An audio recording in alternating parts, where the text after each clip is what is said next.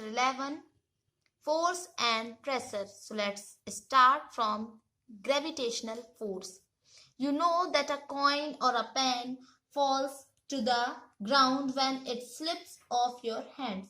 Leaves and fruits also fall to the ground when they get detached from the plant.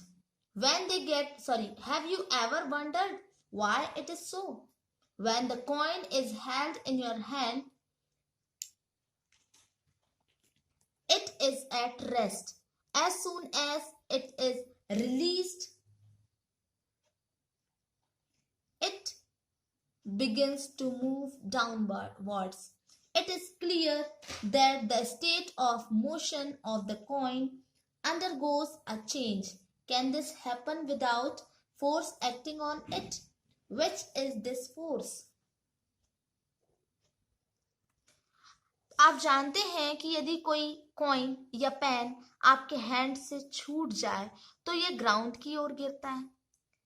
Trees से या plant से अलग होने के बाद लीव्स या फ्रूट्स भी ग्राउंड की ओर ही गिरते हैं। क्या कभी आपने सोचा है कि ऐसा क्यों होता है? जब कॉइन आपके हाथ में पकड़ा हुआ है तो यह रेस्ट पोजीशन में है। जैसे ही इसको छोड़ा जाता है तो यह नीचे की ओर गिरना स्टार्ट कर देता है। ठीक है, तो इससे ये तो स्पष्ट है कि कॉइन की स्टेट ऑफ मोशन, कॉइन का स्टेट ऑफ मोशन मींस गति की जो अवस्था है उसमें चेंज होता है। तो क्या इस पर बिना फोर्स लगे ऐसा हो सकता है? तो ये फोर्स कौन सा है? तो जब ऑब्जेक्ट्स अर्थ की ओर इसलिए गिरती हैं क्योंकि उन्हें अर्थ जो है अपनी ओर अट्रैक्ट करती है। ठीक है, इस फोर्स को हम फोर्स ऑफ ग्रेविटी कहते हैं। ओके, या ग्रेविटेशनल फोर्स भी कहा जा सकता है और जस्ट ग्रेविटी। ठीक है, तो ये एक ग्रेविटेशनल फोर्स है। This is an attractive force. ये एक आकर्षण बल है ना। अट्रैक्टिव मीन्स होता है आकर्षण बल। तो ग्रेविटी फोर्स प्रत्येक ईच ऑब्जेक्ट पर लगता है। ठीक है, ऑल ऑब्जेक्ट पर लगता है। ग्रेविटी फोर्स हम सभी पर हर समय बिना हमारी जानकारी के लगता रहता है। जैसे ही हम कोई टैप को ओपन करते हैं आप देखेंगे कि वाटर जो है वो अर्थ की ओर या ग्राउंड की ओर बहने लगता है, फ्लो करने लगता है। ग्रेविटी के कारण ही रिवर्स में वाटर नीचे की ओर, डाउनवर्ड्स है ना, नीचे की ओर बहता है। ठीक है, तो ग्रेविटी केवल अर्थ का ही गुण नहीं है, ये है ना, अर्थ की ही ये प्रॉपर्टी नहीं है। रियली वास्तव में तो ये वर्ल्ड में है ना, वर्ल्ड में ऑल ऑब्जेक्ट चाहे वो छोटी हो, स्मॉल हो या बिग हो, एक दूसरे के ऊपर फोर्स लगाती हैं और ये जो फोर्स है वो ग्रेविटेशनल फोर्स कहलाता है। ठीक है, नाउ प्रेशर मीन्स दाब। तो आपने क्लास 7th में पढ़ा है कि स्टॉर्म है ना, स्टॉर्म या साइक्लोन। स्टॉर्म मीन्स होता है तूफान और साइक्लोन होता है चक्रवात। ठीक है, तो साइक्लोन या स्टॉर्म के टाइम में तो जो वो हवा रहती है वो घर की छतों को, रूफ टॉप मतलब रूफ मीन्स होता है छत है ना, घर की छतों को भी वो उड़ा ले जाती है। ठीक है, आपने ये भी सीखा है कि एयर और साइक्लोन, एयर या विंड्स कहा जाए है ना, विंड्स और साइक्लोन एयर प्रेशर के डिफरेंस के कारण बनते हैं। तो क्या फोर्स और प्रेशर में कोई रिलेशन है? चलिए पता लगाते हैं, लेट अस फाइंड आउट। तो यहां पर एक एक्टिविटी टाइप का दिया हुआ है आपको छोटा सा, कि किसी वुडन प्लैंक, लकड़ी का तख्ता, ठीक है, वुडन प्लैंक में एक नेल मींस कील है ना को इसके ऊपर, ठीक है, पुश करने की कोशिश करिए, मतलब ठोकने की। ठीक है, आप देख सकते हैं यहाँ पिक्चर में, देखें, वुडन प्लैंक के ऊपर एक कील ठोकने की कोशिश की जा रही है। ठीक है, पुश करने की कोशिश।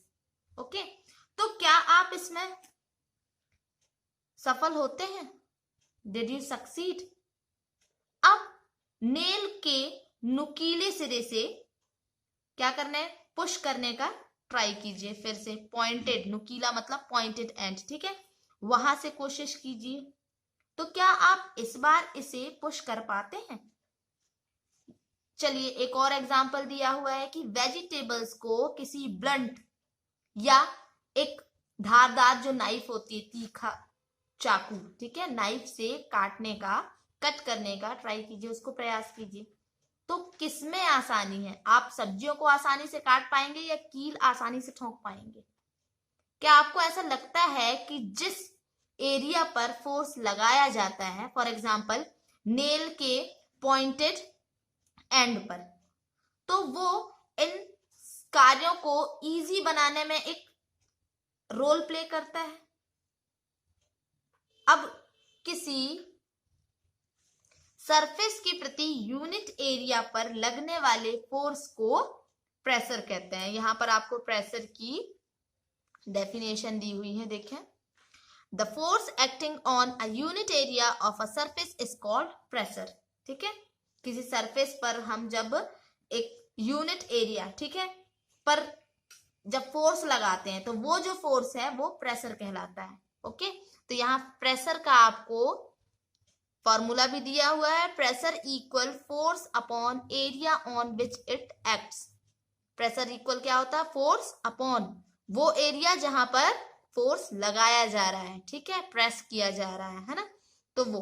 Okay, now at this stage we consider, यहां पर हम केवल उन फोर्सेस पर डिस्कस कर सकते हैं या विचार कर सकते हैं, ठीक है, कंसीडर कर सकते हैं जो उस सरफेस के परपेंडिकुलर है जिस पर हमें प्रेशर फाइंड करना है। Okay, at this stage we consider only those forces which act perpendicular in the surface on which the pressure is to be computed. Okay, now here you see पहेली। अब पहेली बोल रही है कि अब मेरी समझ में आया कि जो कुलीज होते हैं ना, कुलीज को जब जो बोझ उठाते हैं, है ना, तो जब भारी बोझ उठाना होता है तो वो अपने सिर पर एक कपड़े को गोल लपेटकर क्यों रखते हैं?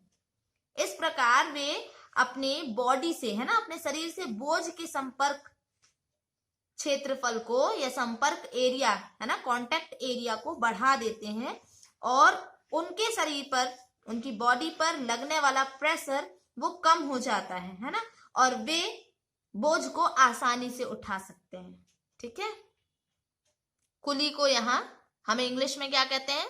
पोर्टर्स, ठीक है। तो ध्यान दीजिए कि जो अभी एक्सप्रेशन दिया गया था उसमें एरिया डेनोमिनेटर में है, ठीक है। इसीलिए यदि फोर्स इक्वल हो तो सरफेस का एरिया जितना कम होगा उस पर प्रेशर उतना ही अधिक होगा। ओके, तो नेल के जो पॉइंटेड एरिया, पॉइंटेड एंड जो था, है ना, उसका एरिया उसके हेड के एरिया की अपेक्षा बहुत कम है। ओके, इसीलिए वही फोर्स नेल के पॉइंटेड सिरे को वुडन प्लैंक जो था, है ना, में ठोकने के लिए, पुश करने के लिए पर्याप्त प्रेशर उत्पन्न कर देता है, ठीक है, क्रिएट कर देता है वो। तो क्या अब आप बता सकते हैं कि शोल्डर पर लटकाने वाले जो वो बैग होते हैं, है ना, उनमें ब्रॉड स्ट्रेप्स क्यों लगाए जाते हैं? बैग आपने देखा होगा, चौड़ी पट्टी रहती है लटकाने के लिए, ज्यादातर लेडीज लगा लेकर चलती हैं, ठीक है। तो इन बैग्स में थिन, है ना, पतली पट्टियां क्यों नहीं लगाई जाती हैं? थिन स्ट्रैप क्यों नहीं लगाई जाती हैं? और काटने तथा सुराख बनाने के लिए, मतलब कट करने और होल करने के लिए टूल्स के जो किनारे होते हैं, कॉर्नर होते हैं, वो हमेशा नुकीले क्यों होते हैं? क्या लिक्विड और गैस द्वारा भी प्रेशर लगता है?